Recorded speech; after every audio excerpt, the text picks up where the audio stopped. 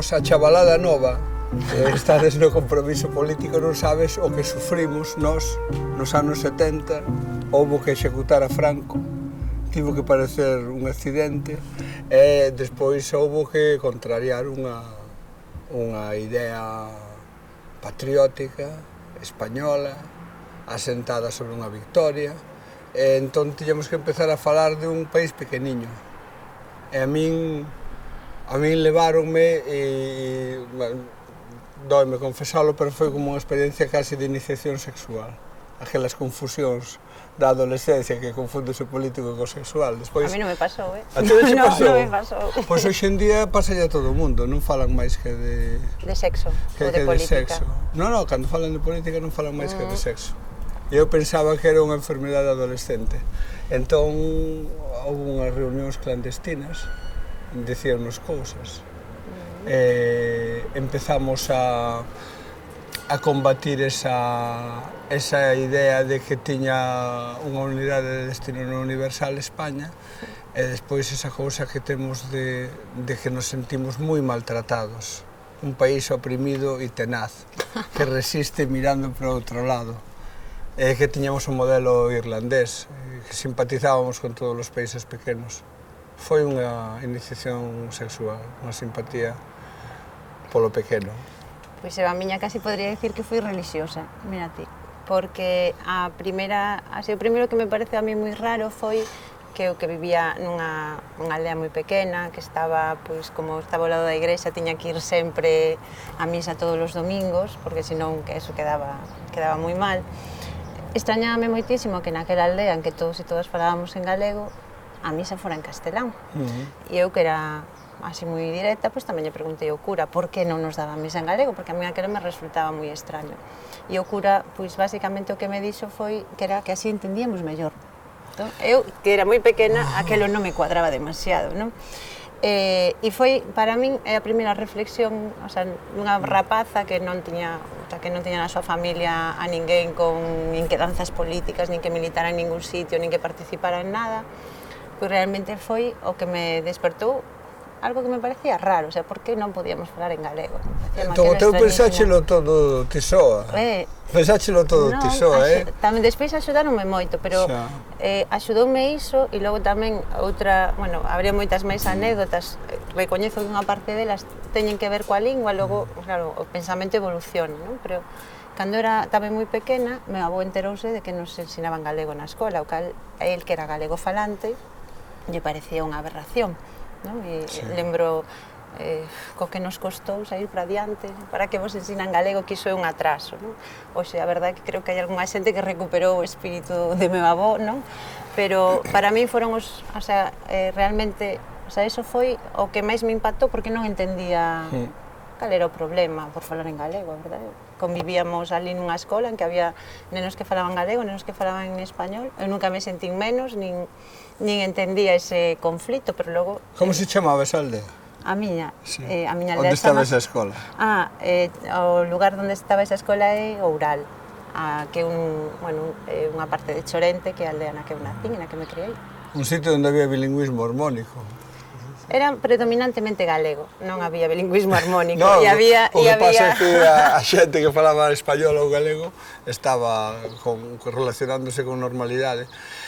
O que ti dis que teu avó decía que non saímos dese atraso, non debes acusar a teu avó, porque esa é a ideoloxía máis instalada, é unha cousa completamente alucinante. Eu creo que a guerra contra a República, a guerra do 36, foi, a parte do desastre que foi en moitos aspectos, en crimes contra a humanidade, foi un verdadeiro masacre para o noso país, porque era un país que existía e ao acabar a guerra non existía, e a xente estábase negando desa maneira. Por exemplo, meu tío, Xosé, tivo que emigrar, e el, tal como o narra, é que Franco conseguiulle traballo en Brasil. Entón, en vez de ser un tipo que presidía unha situación de miseria que obrigaba a ele a emigrar, aparece como un manager, un tipo que lle consigue empregos fabulosos na construcción en São Paulo. E cando voltou tamén dixo que había nomes postos en galego. Onde? aquí, Ai, que cando día, non me voltou aquí. extrañaba. Sí, no que se chama a sinalética, que son os sinais, que tampouco nos vamos poder a falar grego. E entón el pensou que había unha persistencia da miseria, hai unha identificación entre a nosa cultura e a miseria. Non, pero eso está moi claro e eu creo que se ve non dunha maneira, o sea, no mellor a veces non dunha maneira moi clara, pero que ainda hoxe sigue presente, e tamén como sigue presente, que ti nomeabas o tema do franquismo, non? Que me parece pois que en certa maneira a cultura do franquismo, non do medo, sigue estando instalada en sectores moi amplos da poboación, e que é unha limitación democrática de participación. Eu teño outra anécdota tamén que destas cousas que a veces entendes co paso dos anos, que foi precisamente cando entré a militar en Galiza Nova, que eu tiña 16 anos, tiña moi claro, habíamos ali un grupo de compañeiros que estábamos no instituto que compartíamos inquedanzas e dixemos, pois aquí vamos a montarnos Galiza Nova e vamos a facer a nosa pequena revolución. Entón eu fui contarlle ao meu pai toda contenta, mira, que me vou afiliar a Galiza Nova. Entón meu pai, que é un home moi sensato e que sempre, con todo, nos educou na liberdade, o cal é moi importante, pois o que me dixo foi, mira, eu nunca che vou a dicir que é o que tú tes que pensar, pero mira, que nunca nadie sepa o que tú pensas, porque aquí houve moita xente que morreu nas cunetas, entón empezoume a contar pois, quenes foran algúns dos fascistas que pegaban tiros no 36, entón, el no fondo tiña medo a que iso volvera a pasar e que tivera consecuencias para a súa filla, que como é evidente, pois, ella aprecia moito.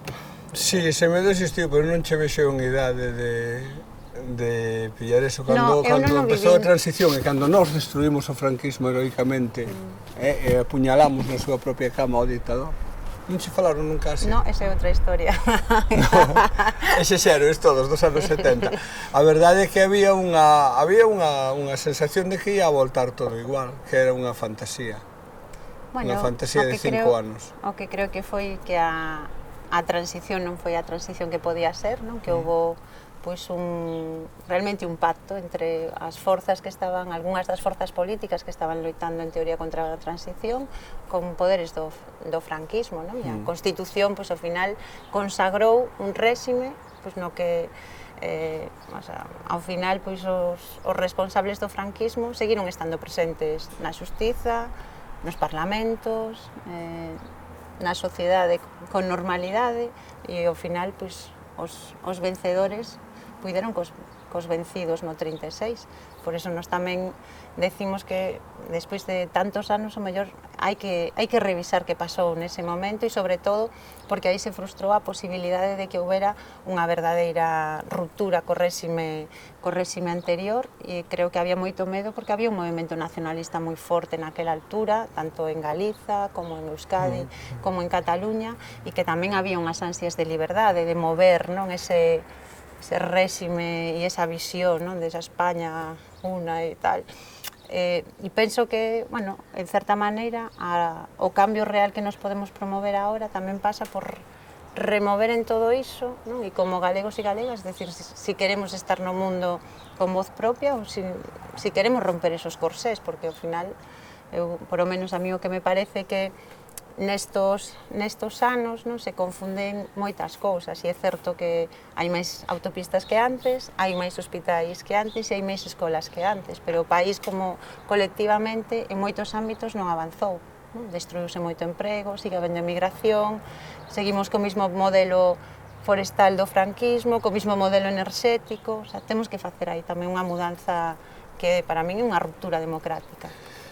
Unha ruptura democrática, despois explícasmo, pero é que como creo que estamos tratando moitos temas, hai un que che quería preguntar cando falas da guerra, da república e sobre todo da suspensión daquelas arelas e aqueles soños republicanos que incluían a liberdade como nación, que é unha cousa que agora está mal vista, mas daquela considerabas un dereito político.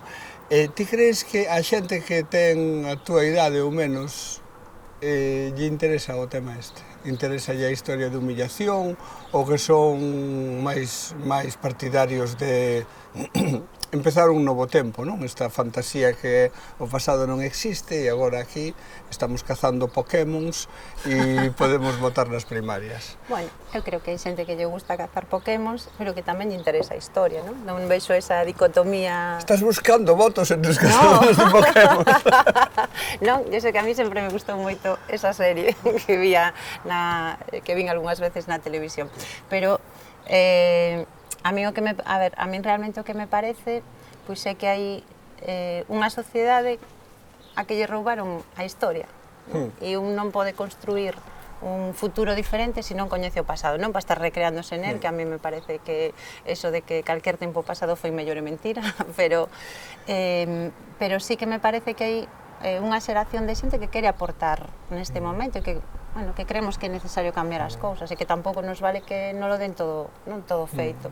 Que a xente lle interesa ou non, pois nunca a xente é un concepto que eu tampouco comparto demasiado, non? Porque hai persoas que están comprometidas, igual que estaban na loita contra o franquismo, e agora tamén sigue habendo persoas comprometidas que queren cambiar as cousas e que o pasado lle interesa porque quere coñecer a historia para cambiala, non para repetir os mesmos erros. Xa, e todo isto, crees que os que teñen a túa idade ou menos, aparte de isto que dis, que sí que é moi interesante coñecer o que pasou no pasado, pero o que falábamos os dous e concordábamos é en que hai unha persistencia dese medo e da relación de nós, xa non digo o noso idioma, nin digo a nosa cultura, digo nós e a miseria, ese equivalente, quer decir que se nós nos podésemos converter, que sei eu, noutra cousa, en, non sei, en alemáns ou en españois, entón todo sería maravilloso. Hai esa sensación, non? Bueno, hai xente que pensa iso, pero porque realmente iso é como un prexuizo que sigue sobrevoándonos, que está aí, pero que cando logo andas polo país e ves o que pasa, ou ves o que fan os galegos noutras partes do mundo, que te das conta que aquí que hai unha base que é xusto o contrario, non? Que hai xente máis comprometida, que está innovando, que hai tamén unha Galiza que non ten nada que ver co estereotipo, máis ben todo o contrario, non? Podes coller, non sei, no ámbito musical e ver o que están facendo moitas das nosos creadores e creadoras, e en canto os colocas por exemplo, en un festival, podo pensar en Mercedes Peón, non? Que no seu momento foi aí unha grande revolución así no seu tema musical, e é unha das cantantes moi recoñecida fora, e a veces aquí dentro hai un núcleo que sí, efectivamente recoñecemos, pero non, pero mesmo se pensamos en sectores punteiros na investigación, nanotecnoloxía, biotecnoloxía, nós temos aquí xente con capacidade que innova, pero ese país non se deixa ver porque tampouco interesa, non? Porque eu creo que a idea fundamental é que pensemos que por nós mesmos non somos capaces de facer nada. E eu creo que a idea máis revolucionaria que temos que meterlle na cabeza a xente é que nós como pobo temos moita capacidade para facer cousas. Pasa que temos un marco que a veces nos limita o que como país somos capaces de dar. O outro día, non lembro, non sei se foi nunha xuntanza con un dos reitores, non sei se foi co reitor da Universidade da Coruña, claro, dicía, claro, o goberno vasco ao final lle ofreceu un contrato ao principal investigador que tiñamos aquí en nanotecnoloxía e, sin embargo, aquí o goberno galego mirou para él e deixou no marchar. Esa é unha estrategia diferente de dous gobernos, non? Pero en que área de construcción traballabas investigando?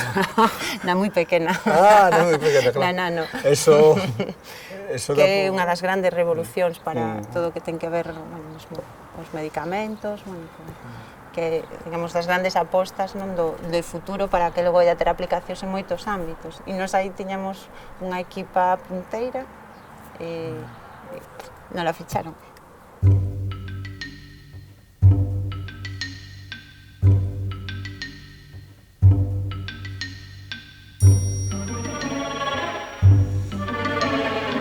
Estás falando sempre de fora, de dúas maneiras, que a xente moi valiosa, como ese nanólogo, nanotecnólogo,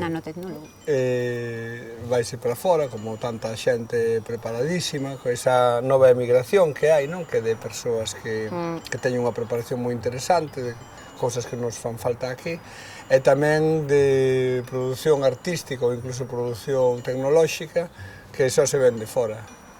Somos un país de fora. Non. Pero, O que pasa... se nos vamos todos, ¿no?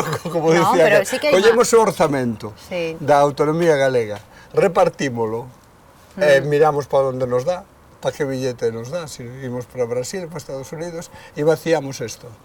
É que isto está un pouco vaciado, non? Sí, por eso. Teño a sensación, non Dijo sei, acabar xa. O mellor, non, eu penso que era mellor facer un plan de retorno. Como é?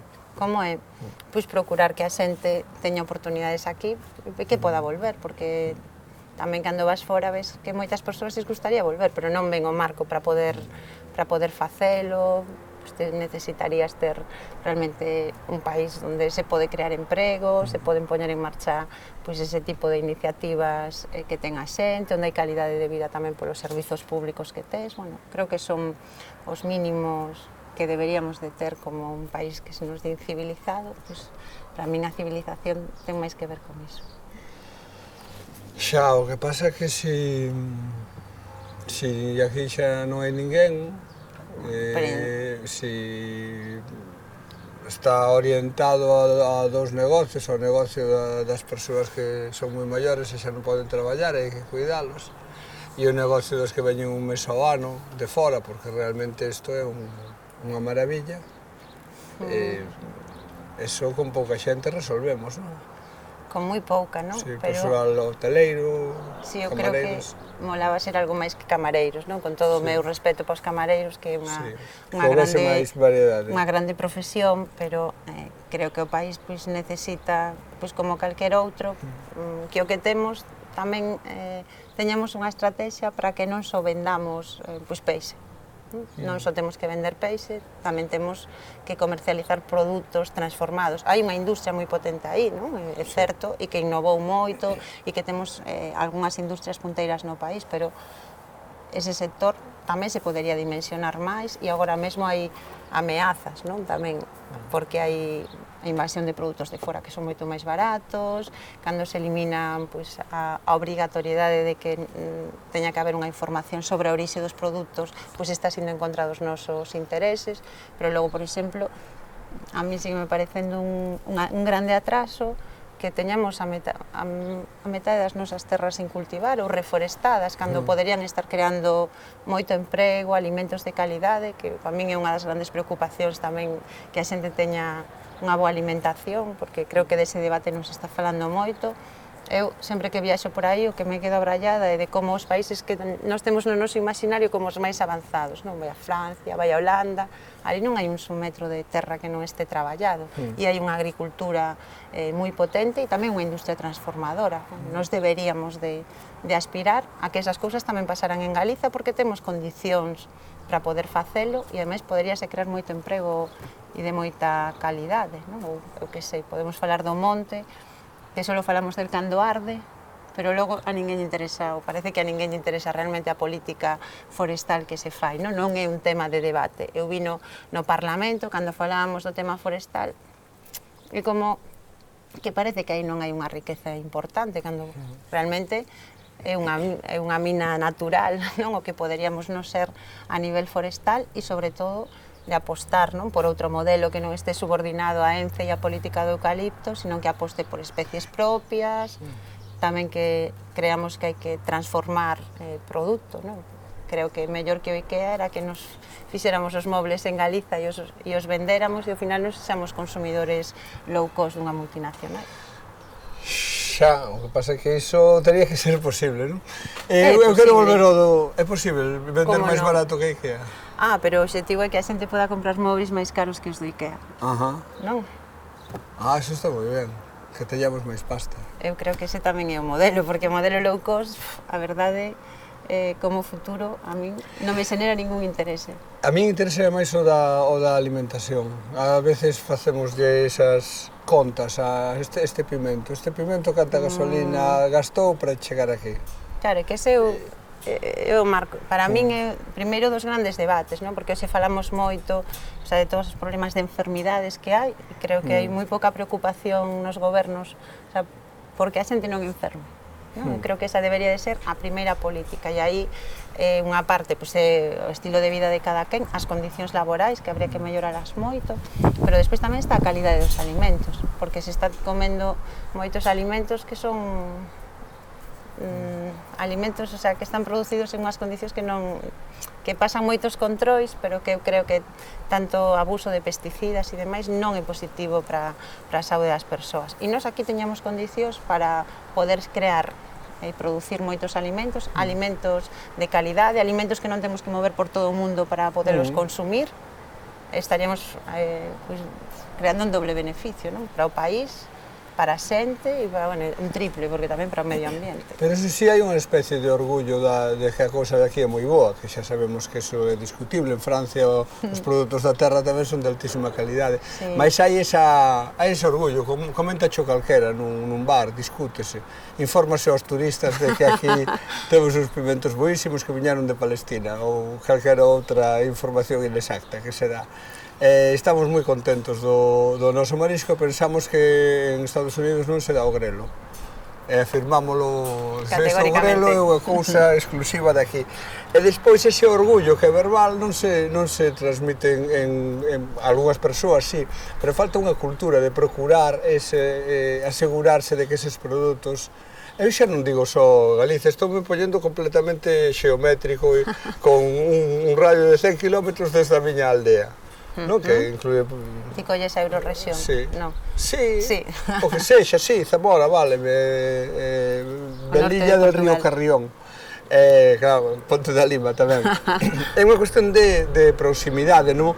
Un lapso de viaxe en que o alimento chega Sí, o que pasa que aí, para min, este dos grandes debates, porque aí, se conseguimos eso, estaríamos tamén cuestionando, ainda que parece unha cousa moi pequena, estás cuestionando o modelo de distribución, non? O modelo dos grandes centros comerciais, o modelo pues, da globalización entendida como que nós somos meros consumidores dos excedentes de outras partes do mundo. Entón, para iso tamén se necesita, pensar en como cambiar a distribución, que sabemos que é dos grandes problemas que hai, por exemplo, para comercializar produtos de aquí, cando falas coa xente que produce ou que fixo algún intento, é que as normas da distribución ao final botan por terra, porque teñen tanta oferta, claro que tú é moi difícil a veces competir cos excedentes que poden vender a prezos moi baratos, non?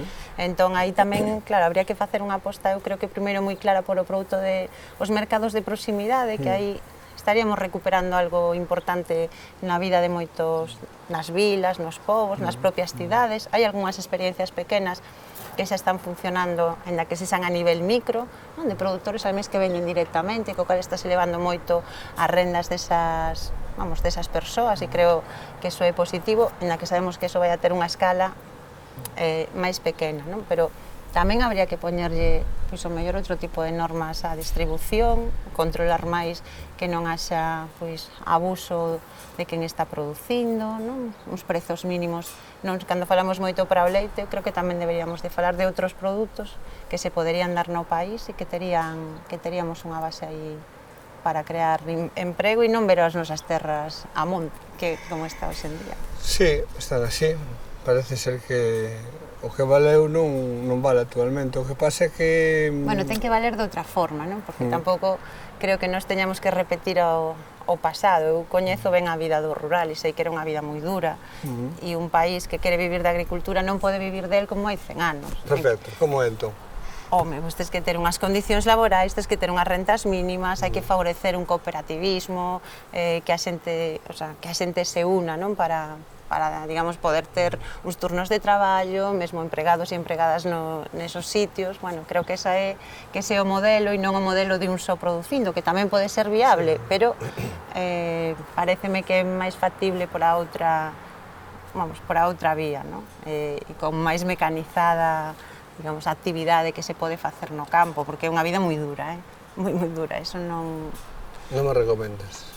Depende de en que condicións, sí. Creo que unha vida dun camareiro pode ser moito máis dura que a vida dun labrego.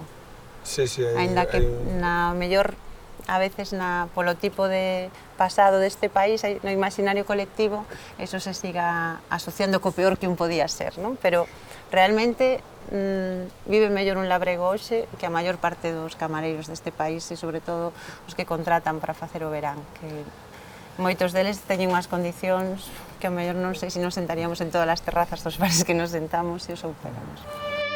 Señor Feijóo, hai 15 días un neno de Becerreá pasouse 2 horas só illado nunha aula do seu colexio. 2 horas onde a este neno non se lle permitiu facer nada, nin tan siquera poder ler un libro. A causa deste castigo, deixar en branco o exame das reválidas. É un caso de persecución psicolóxica, de acoso, do que en última instancia é vostede responsable, señor Feijóo. E non é un caso illado, é todo un síntoma do autoritarismo e da falta de sentido pedagóxico do seu goberno.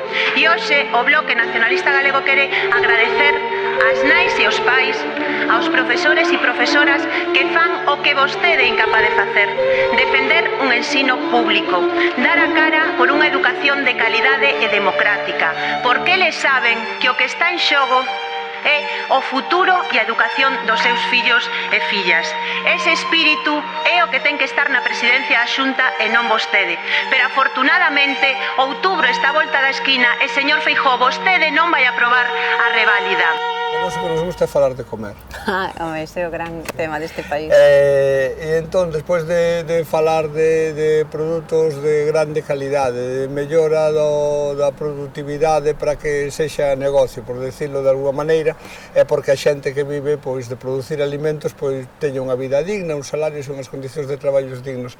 E controlar ao mesmo tempo a presión multinacional das grandes cadeas de distribución e a apoloxía do mercado libre deles. Para iso fai falta moita soberanía. Home, está claro que hai que, que un ten que aspirar a poder ter un mínimo marco que lle permita defender a súa xente, porque para min cando falamos dese concepto que é un pouco abstracto, que non se entende moi ben, non? Que é a soberanía, porque non se queren, soberanía é poder decidir que en vez de que nos invadan con produtos de fora, pois poder protexer o mercado galego, non? Precisamente, agora estamos vendo todo este debate que hai sobre o TIP, que unha das cousas que quere acabar pois é con aqueles produtos que teñen denominación de orixe. Entón, imagínate, podemos acabar consumindo un viño albariño, en teoría Rías Baixas, producido en California. Non digo que non este mal ese viño, pero non é albariño Rías Baixas e para nós é importante como país que se poda seguir producindo viño. Claro, eso significaría reventar o sector totalmente. Bueno, pois para mí soberanía é que nos digamos no, que nos temos aquí un mercado que para nós é moi importante, aínda que porque na comarca ten unha implantación moi grande, esa produción depende de moitos postos de traballo e permite a conservación do noso medio. O sea, nós non vamos a permitir, porque lle interesa unha grande multinacional, reventar o mercado interior do viño e exterior do viño galego con produtos de calidade. Bueno, para min iso é o que significa defender soberanía e que teñamos alguén que nos defenda, porque isto non é que sexa victimismo, pero é que ao final, como a dinámica global que se produce no Estado, os sectores estratégicos galegos non coinciden coa maior parte dos sectores estratégicos que hai no Estado, nós sempre acabamos sendo moeda de cambio. E iso, claro, ao final é dramático para este país, porque eres o último sempre da fila, e eu que creo é que nós temos que ser os primeiros na nosa fila. Si, eu entendo iso, de que o que pasa é que a expresión ter alguén que nos defenda non é das miñas preferidas, porque, básicamente porque podemos defendernos e perder, pasa moito no fútbol, non? Están aí uns defensas moi bons. Pero sin defensa non hai victoria posible. Correcto. Iso é máis de baloncesto que de fútbol. É que eu xoguei a baloncesto. Sí, tes de baloncesto. Sí, claro. A mí sorprendíame cando berraban defensa, defensa, dicía, pero que conservadores. O que quero dicir é que aparte de defender, hai que ter instrumentos para defender. Ti aspiras á presidencia da Xunta de Galicia. Ese é un instrumento, evidentemente, todas as institucións autonómicas. Ese instrumento é suficiente para algo tan pequeno como o que é a soberanía alimentaria, que é do que estamos a falar? Non. en O Yurdui, absoluto. da actualidade. Eu sempre digo que o máis falo non é unha expresión miña, sino que é unha expresión que utilizou moitas veces o nacionalismo, non? Que isto era unha autonomía autoanémica. Eu creo que cada vez xa máis, porque mesmo coas últimas recentralizacións, co modelo que se está impoñendo desde Europa, pois hoxe temos unha xunta que lle dicen prácticamente todo o que ten que facer desde fora. Tú fíxate que hasta o que podemos gastar nun orzamento non o podemos nin decidirnos, non lo din desde Madrid. Exactamente canto podes gastar cada ano. E tú dixes, por que non podemos gastar máis si poderíamos facelo, si temos capacidade pois, para poder ter máis recursos. Eles xa che marcan canto, os topes, canto te podes endebedar ou non, realmente é como unha xestoría, non? En vez de un goberno de verdade. E temos... Si, din moito do actual presidente que é moi bo xestor. Din, sí. Din Pois eu... Igual ten unha xestoría, non o sabíamos. Non sei, pero eu creo que é moi mal. O sea, que é moi mal xestor. O único que fixo Hai moita ben... xente que ten xestorías e que fai todo moi mal. A mí unha vez deixaronme tirado cos papéis da Seguridade Social, unha xestoría. E cando me di conta debía 300.000 pesetas, que vos non vos lembrades, pero é unha moeda antiga que... Ai, a peseta, sí, existía. Era de curso... de curso legal, de curso sí. legal por aquí, sí. Era todo máis barato, non? Si, era viña dunha xestoría. É certo que nos dous últimos gobernos da xestoría non houve ningunha nova... Como se chaman estas cousas? Transferencia. Sí, transferencia de... De competencias. Eso, ninguna nova competencia. É totalmente certo, pero... Que pasou? Despistaronse? Que non a quere. É que realmente non as quere. Mais eu creo que o que lle interesaba era devolver algunhas.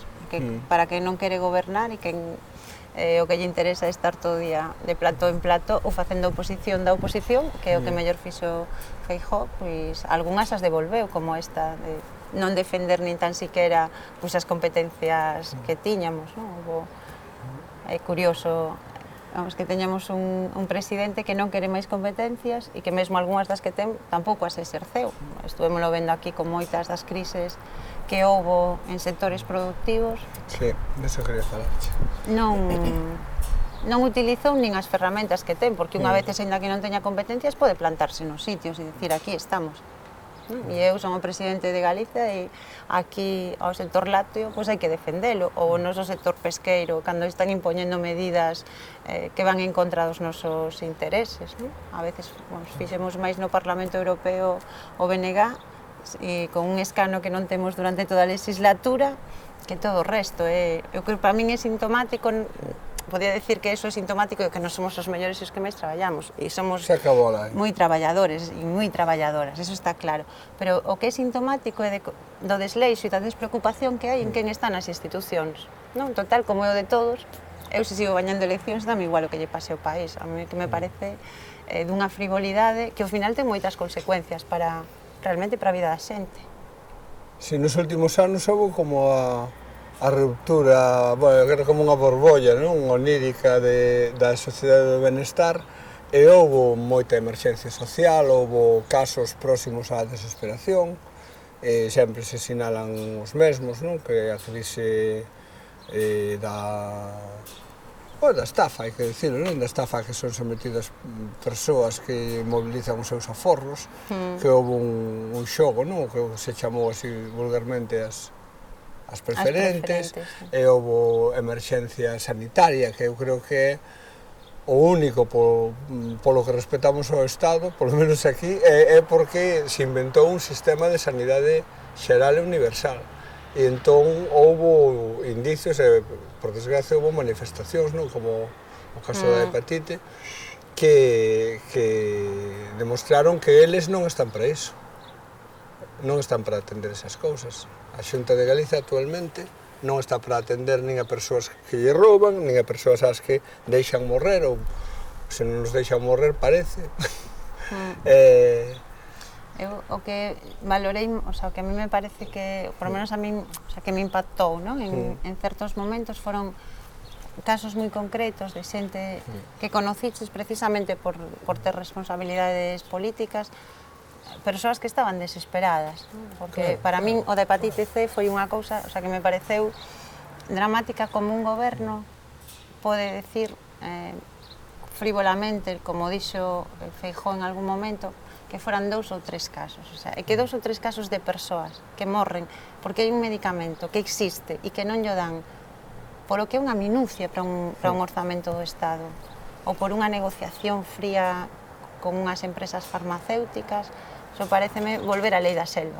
Pareceme de cando se perde todo o sentido da palabra humanidade, que creo que ten que volver a aparecer en algún momento como un valor que ten que guiar o que facemos, máis alá xa do que son as ideas que cada quen poida ter, non? Hai non un sentido cristiano, pero nun sentido humanístico, de que as persoas nos temos que respetar e que superamos a lei da selva para algo e nos organizamos en sociedades para algo.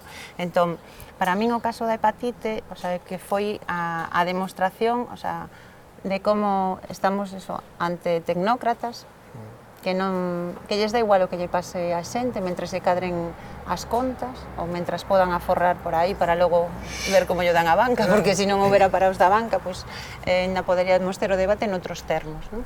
E ao mesmo tempo tamén a constatación de que a través da acción social se poden conseguir moitas cousas, porque a xente de hepatite C tuvo solución ao problema que había porque saíron á rúa a denunciar o que estaba pasando.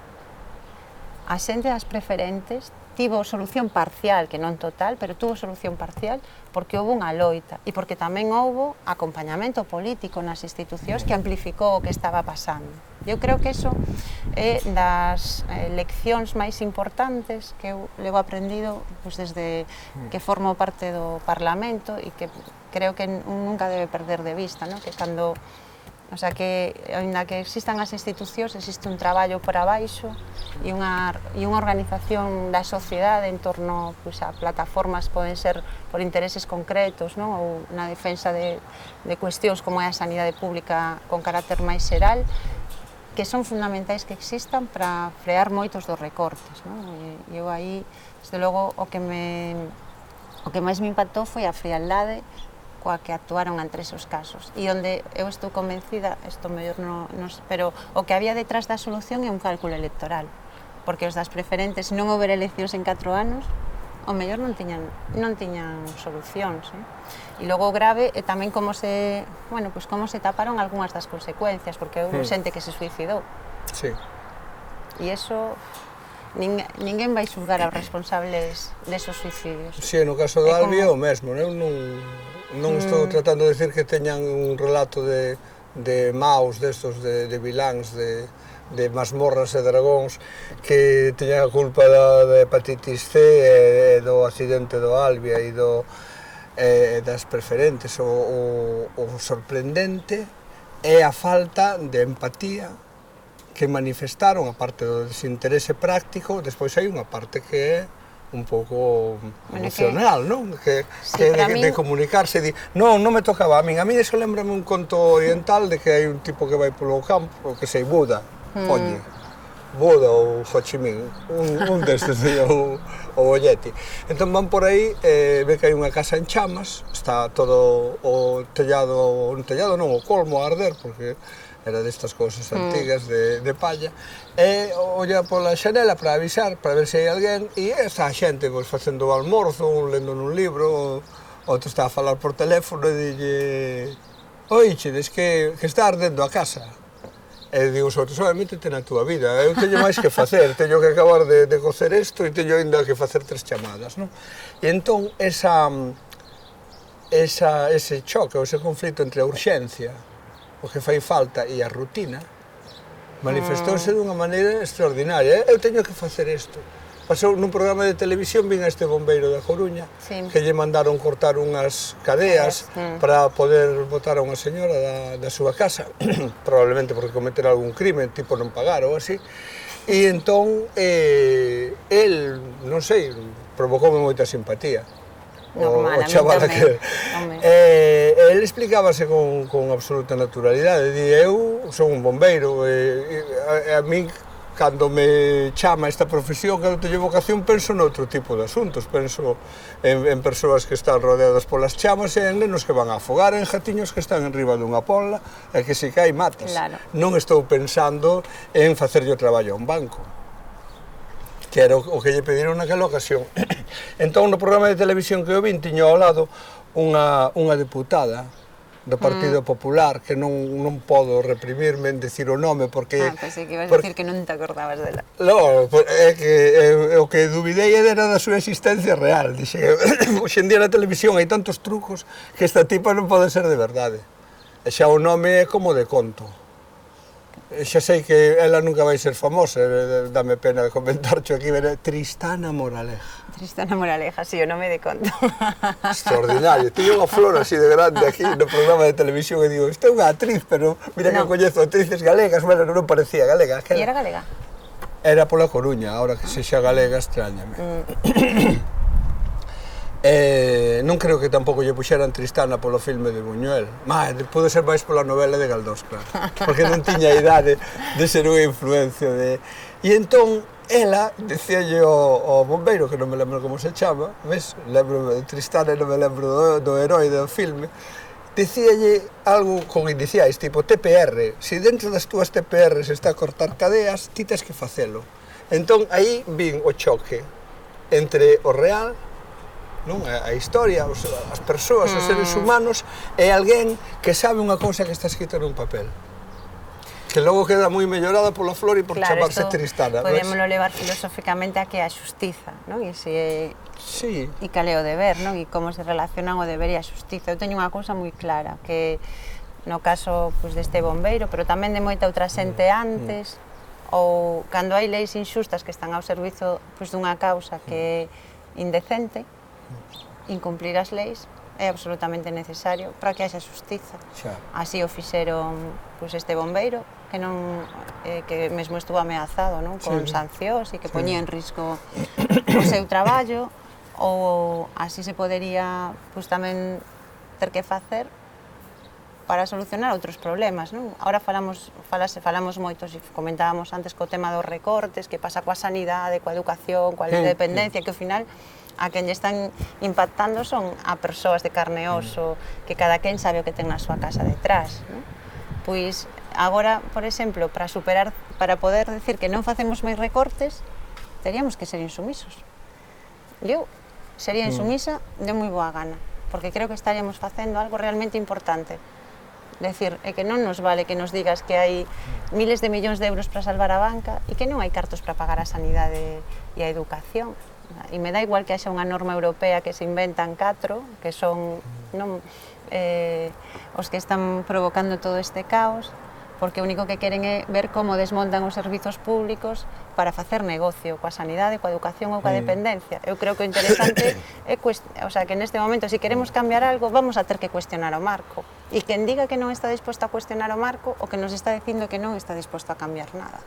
E iso, pois, hai que ter moita valentía para facelo, porque, claro, hai un marco no que mesmo te poden inhabilitar, pero cando un quere realmente cambiar as cousas, ten que estar disposto a facelo, non? Penso moito que nos temos as nosas Rosa Parks, non? Pero a min Rosa Parks é unha figura que me parece moi interesante, porque muller negra, que no marco dunha reivindicación moi importante e dun movimento social que existía en Norteamérica, ela é a que ao final acaba desatando con unha acción tan simple como decir que me dá igual o que poña a lei, eu non teño por que ir no asiento de atrás do autobús, e eu estou aquí sentada e non me vou a levantar. Un excepto así de rebeldía, pois me parece que hoxe é absolutamente necesario se queremos cambiar algo. Crees que temos que irnos aí á insumisión? En algunhas cousas sí, creo que é necesario, pois non nos recortes, por exemplo. A Unión Europea, ainda que como estamos con todo este lío de se vai haber ou non eleccións, que está todo o mundo atacado porque non hai goberno do Estado, a Unión Europea xa di que vai a seguir impoñendo máis recortes. Entón, un goberno que queira realmente priorizar a sanidade e a educación vai a ter que ir a decirlles que non aceptan ese marco, ou que non aceptamos a imposición de priorizar o pago da débeda sobre o pago, non sei, da sanidade ou da educación. Eu creo que iso vai a ser necesario facelo se queremos cambiar algo. Se non queremos cambiar nada, pois é máis cómodo outro.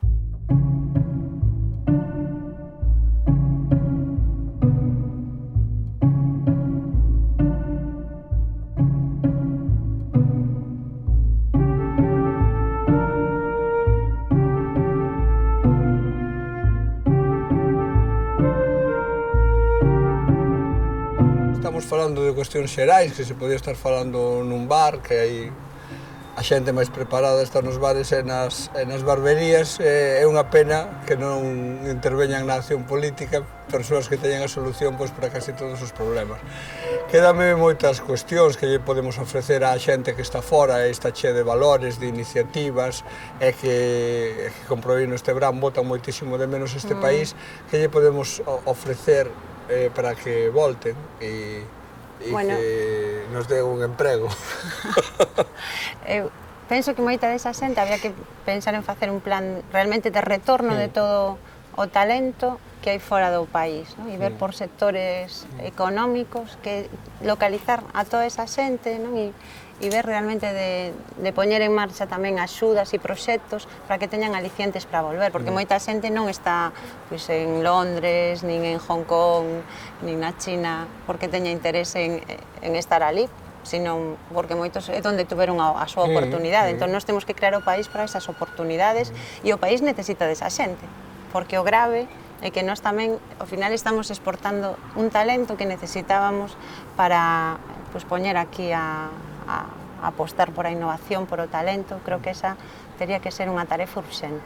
Non só no campo da investigación, que aí creo que é moito máis fácil direccionalo, porque aos investigadores ofrecéndolles boas condicións laborais poderíamos recuperar moito, pero logo hai outra xente que non está estrictamente no que hai máis de máis sí, pois que está con negocios, con iniciativas pequenas, no deseño, non sei, na enxeñería, que deberíamos de localizar todo iso e facer un plan de retorno. E teño outra preocupación, ou polo menos inquedanza, que é cando se fala dos cortes, os recortes en áreas tan importantes como a educación e máis a sanidade, sempre se di como argumento que se despilfarra moito, que se gasta diñeiro en caralladas, que hai unha tendencia ao gasto suntuario, ao consumo conspicuo e outras palabras raras, e que habería que aforrar nas cousas que carecen de importancia. Non che vou falar da cultura, porque ao final sempre para que vale a cultura? Para nada. Non digo de aforrar aí. Para min, a cultura é fundamental para un país que queira decir algo, e que queira que a xente sexa, mesmo que eu digo que sexa feliz, porque creo que a cultura é unha fonte de felicidade, aínda que non o pareza. Non vale para outra cousa. Bueno, e para pensar.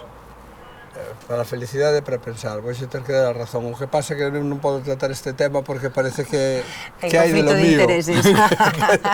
Non, a pregunta é se todo vai ben e acaba sendo presidenta da Xunta de Galicia, cantas plaquiñas hai que cambiar ao final de presidente e poñerlle e canto ese custo está calculado polo BNG?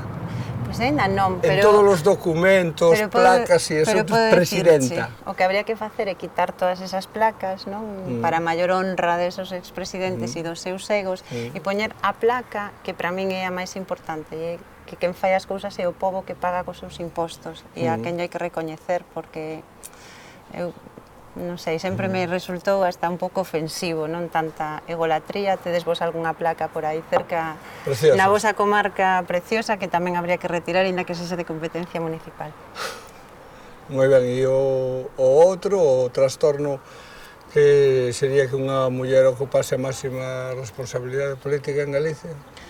Bueno, creo que ese sería un trastorno que sería un gran paso adiante para este país, non? Hai xa moitos países que tiveron presidentas, no Estado español e en Galiza, pois aí levamos tamén un grande atraso nese ámbito, e a mí me parece que mesmo, con toda a modestia, porque creo que estos son cuestións de equipo, que sería importante nun momento de crise de cambio que as mulleres non estivéramos só detrás, sino cun paso adiante, porque cando hai unha crise nunha familia, cando hai unha crise, non, e que coller as rendas das cousas, sempre están as mulleres empuxando.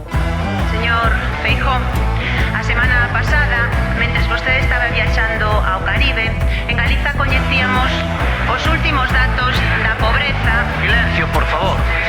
Silencio.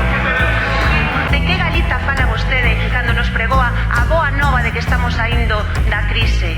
Ou é que acaso vostede se acabou creendo as súas propias mentiras? Gracias, señora Ponte.